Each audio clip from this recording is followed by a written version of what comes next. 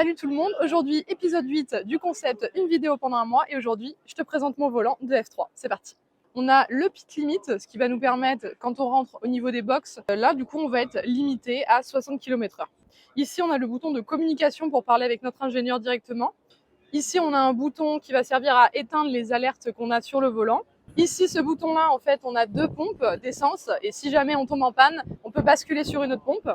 Ce bouton-là, il va servir à faire défiler les différentes pages qu'on a sur le petit dash juste ici. Ici, du coup, ça nous permet de faire rougir le moteur. Ici, ça va servir en fait à l'arrière quand il pleut.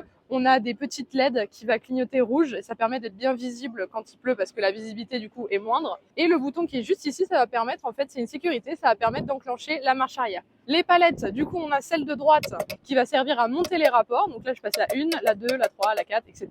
Et ici, du coup, je les descends, tout simplement. Et du coup, si je veux passer la marche arrière, j'appuie dessus pour la sécurité et je passe le rapport. Et si du coup je veux me mettre en neutre, comme on a sur la voiture, on appuie sur les deux palettes en même temps. Voilà, et puis après, ici on a petites lettres qui vont nous permettre en fait d'attirer le regard si jamais on a une information sur le dash qui est importante.